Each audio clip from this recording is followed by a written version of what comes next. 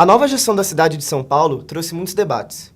Uma das principais polêmicas é a implementação das parcerias público-privadas, as chamadas PPPs.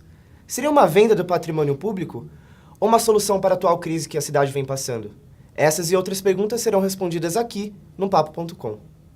E é com muita honra que eu recebo hoje Marcos Valente Pimentel, ele que é economista formado pela PUC São Paulo e atualmente trabalha na KPMG no setor de IGH.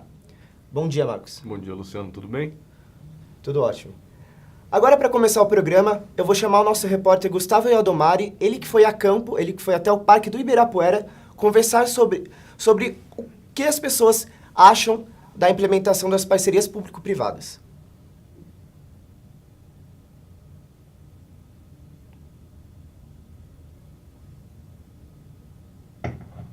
Ok, pode voltar. Tem gente que tem que olhar lá. E para começar o programa, Marcos, eu gostaria de saber qual que é a principal diferença entre uma privatização e uma parceria público-privada. Bom, Luciano, primeiramente queria falar que é uma satisfação estar aqui podendo esclarecer essas dúvidas para você e para o público que está assistindo a gente.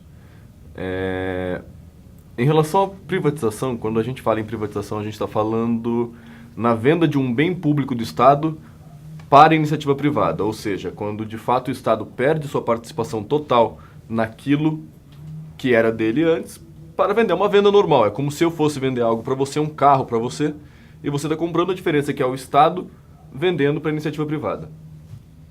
A parceria pública-privada, ela é, na verdade, uma concessão que o Estado faz de um bem público para uma administração privada, só que diferente de uma concessão como é a das rodovias, onde a empresa privada recebe os recursos, ela cobra da população os recursos que o Estado antes cobraria, a parceria público-privada, na parceria público-privada, as pessoas não arcam financeiramente de forma direta, tá? Obviamente que tem os impostos, mas a parceria público-privada, o Estado passa a administração para uma empresa privada e o Estado dá os recursos para que essa empresa privada administre de forma produtiva o bem público, que não deixa de ser público. O bem continua sendo público, só que tem uma concessão que vai durar um certo tempo, onde a empresa privada vai poder fazer a manutenção daquele bem público. E uma outra polêmica é que a população ela já paga impostos designados à manutenção do patrimônio público. Uhum. É uma boa saída para a prefeitura utilizar esse tipo de parceria? Não haveria outra opção? Olha, Luciano, existem diversas opções, existem diversas visões acadêmicas, tá? Dentro da economia existem diversas propostas e diversos debates que trazem justamente qual seria a solução. Não existe uma solução, assim como não existe só um problema. O problema da crise de São Paulo é um negócio muito complexo. Tem uma crise nacional hoje que a gente está passando e num contexto mundial também.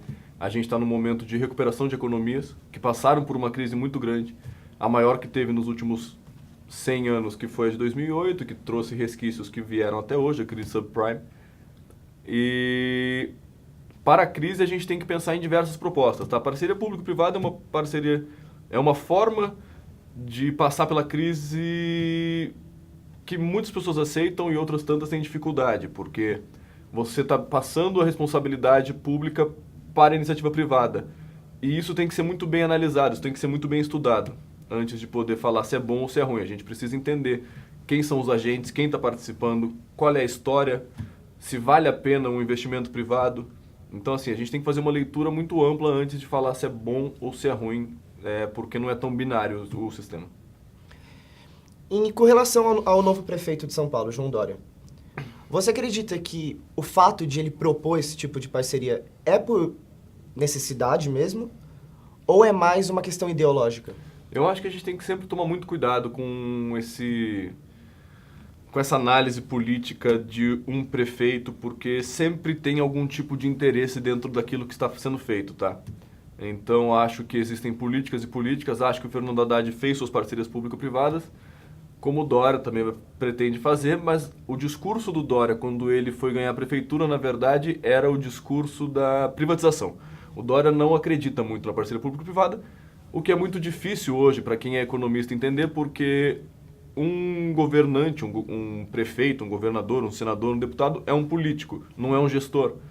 porque o Estado não pode ser tratado como uma empresa. Então a gente precisa entender isso. O Estado não é responsável só pelos bens públicos, o Estado é responsável pela população. Então o Estado precisa, na verdade, trazer os subsídios para que a população tenha os recursos necessários para que ela possa ter uma qualidade de vida boa. A partir do momento que a gente pensa num Estado enquanto uma empresa, onde a gente tem que maximizar a produtividade, maximizar lucro, renda, receita, a gente tem que ficar um pouco com o pé atrás para poder avaliar se de fato aquilo não é um populismo, um discurso demagogo, no caso, ou se aquilo de fato tem um fundo que visa atender a população fim, que é inserção, que é uma política de abrir os espaços públicos, que inclusive foi muito utilizado pela Haddad, abrir o espaço público. Essa história de abrir a Paulista, por exemplo, é uma coisa que traz muitos benefícios que vão além do convívio público. Por exemplo, a qualidade de vida das pessoas aumenta a partir do momento que se propõe que elas andem de bicicleta. A qualidade de vida das pessoas melhora a partir do momento que elas podem ter um espaço público de convívio, o que faz com que a gente não tenha que investir depois em tratamento. Isso é um negócio que a gente estuda muito. Eu estou fazendo um trabalho hoje com o Ministério da Saúde e que a gente está propondo exatamente isso. Em vez de focar no tratamento, focar na prevenção. Em vez de investir em milhões de reais em novos hospitais, não sei o quê, investe numa qualidade de vida maior para a população. Então a gente tem que pensar sempre que que o fim do Estado é atender a população dele. O papo está muito bom, mas a gente tem que fazer uma breve pausa e o Papo.com já está de volta.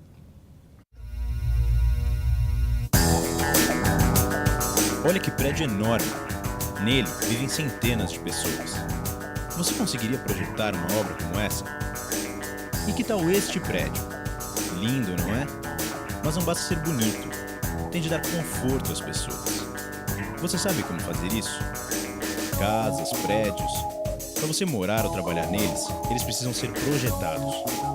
Tem que fazer cálculos, desenhos, prever os materiais. Você seria capaz de fazer isso? Um arquiteto, sim. Em um curso de arquitetura, você tem aulas de sistemas construtivos, paisagismo, conforto ambiental, estética e muitas outras. Você aprende a unir criatividade e ciência para melhorar a vida das pessoas. Mackenzie, há 140 anos formando gente que vai mudar o mundo.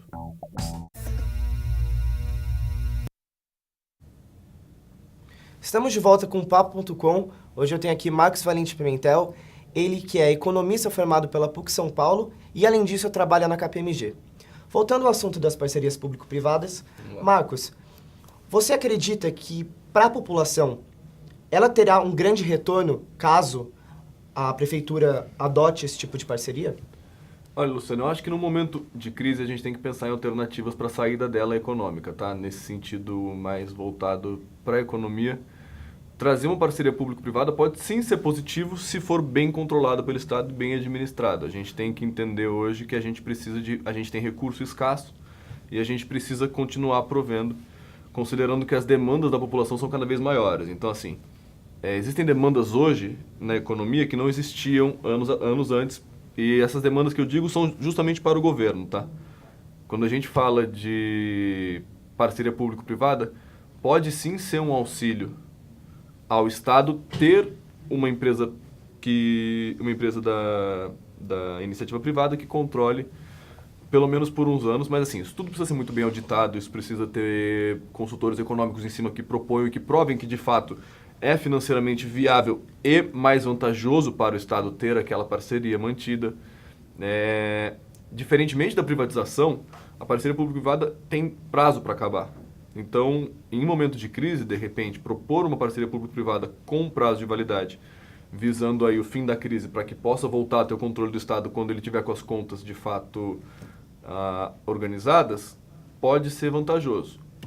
Acho que precisamos tomar cuidado em falar de vantagem e desvantagem, porque, de novo, tem a questão da iniciativa privada e a gente viu que não está dando muito certo para a economia brasileira nos últimos anos essa parceria público-privada, se você for considerar tudo que a gente está vendo hoje na grande mídia dos casos de corrupção, que todos os casos de corrupção, inclusive só um adendo que é importante fazer, as pessoas focam muito a corrupção no setor público, mas elas esquecem que todas as listas de corrupção vêm do setor privado para o setor público. É sempre dinheiro saindo do setor privado e entrando no setor público para comprar concessão, para comprar licitação, para comprar PPP, para comprar a própria privatização.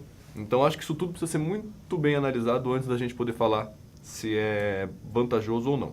Mas acho que pode sim ter pontos positivos para a sociedade. Como a gente viu no VT, algumas pessoas ainda têm algumas dúvidas a respeito das parcerias público-privadas. Por exemplo, algumas pessoas acham que o prefeito vai cobrar a entrada para parques, esse tipo de coisa. Qual é a sua visão a respeito em termos de administração pública? Porque é um direito do cidadão poder ir no parque de graça, certo? Sim, não temos dúvida que o passeio público, que o convívio com o público, que o espaço público precisa sim ser aberto à população. Inclusive esse é o conceito de ter espaços públicos, para que as pessoas possam livremente circular. Privatizar, eu acho que... Privatizar não. Fazer uma parceria público-privada e cobrar é inconstitucional, sendo que no começo, não sei se você lembra que eu disse, que a parceria público-privada não pode dar ônus àqueles que frequentam. Quem vai pagar essa parceria público-privada é o governo. O governo vai destinar uma verba ao parque, uma verba essa que ele já tinha programado, e essa verba vai para mão privada da iniciativa privada, e essa iniciativa privada fica responsável por cuidar daquilo. Então, com os recursos que o parque tem, que vem do governo, a empresa privada não pode cobrar de quem está entrando. Ela tem que usar aqueles recursos que ela tem para poder fazer toda a manutenção e dali tirar seu lucro, dali aumentar sua produtividade, e a empresa privada vai se virando conforme ela pode. E no que diz respeito às perspectivas da cidade, enfim, dos cofres da cidade, como você vê? Você acha que promover esse tipo de gestão vai, a um longo prazo, ajudar nas contas da prefeitura? Olha, Luciano, é difícil dizer porque não depende só desse tipo de política a organização da economia para os próximos anos, tá? Acho que a gente tem que pensar que existe um cenário macroeconômico muito importante que a gente precisa considerar, nacional, mundial, estadual. Acho que a gente tem que pensar, de fato, assim, São Paulo é uma cidade que cresceu desgovernadamente, a gente tem um problema muito sério por conta da quantidade de pessoas que vivem. A gente tem que considerar que no Brasil a gente tem 200 milhões de habitantes num país do tamanho do nosso, de um tamanho continental, e a gente tem 40 milhões desses 200 milhões concentrados em um estado, e desses 40 milhões, 20 milhões concentrados em poucas cidades, que são a grande São Paulo. 20 milhões de pessoas em um lugar só é muito difícil de você poder fazer uma organização, porque requer muitos recursos. E como eu disse antes, os recursos estão cada vez... os recursos mais escassos e as demandas da população estão cada vez maiores. Então, existem coisas hoje que são demandadas que antes não eram. E são conquistas sociais, tá? Não são ruins, são coisas boas que a população precisa e que o Estado deve prover. Que, por exemplo, um exemplo que eu costumo dar é o casamento homossexual. O casamento entre pessoas do mesmo sexo é uma demanda nova para o Estado. E ele nunca teve ônus com isso. A partir do momento que o Estado aceita, existe o ônus financeiro, e isso precisa ser adequado porque o Estado precisa sim prover isso, porque é direito igual. E as pessoas todas têm que ter o mesmo direito. Então, a partir do momento que o Estado vai dando que a população tem novas demandas, o Estado tem que atender. E para isso o Estado tem que aprender a se organizar. E tem demandas antigas que hoje já não fazem mais sentido. Então, acho que a gente tem que passar por uma fase de adequação para que a gente possa organizar as contas todas. Marcos, eu gostaria de agradecer muito a sua presença aqui. Foram muito esclarecedoras as respostas. Gostaria de saber se você tem algo a acrescentar em relação ao tema. Olha, Luciano, eu primeiramente gostaria de agradecer o convite. Acho que foi muito importante poder compartilhar algumas ideias com vocês. Só uma coisa para poder fechar que eu tinha esquecido, quando você me perguntou de cobrar ingresso no Ibirapuera. Se fosse privatizado, se fosse venda do patrimônio público para iniciativa privada, aí sim ele poderia fazer o que ele quisesse, porque passa a ser dele. A partir do momento que se a proposta é uma parceria público-privada, isso não poderia acontecer. Mas, fora isso, acho que eu consegui deixar bem clara a minha posição aqui em relação à iniciativa. Acho que a gente tem sempre que analisar bastante, e gostaria de agradecer mais uma vez pelo convite. Novamente, muito obrigado. Bom, realmente, essa questão ainda vai dar muito debate, e, infelizmente, o nosso papo ele é curto, e até a próxima edição do Papo.com.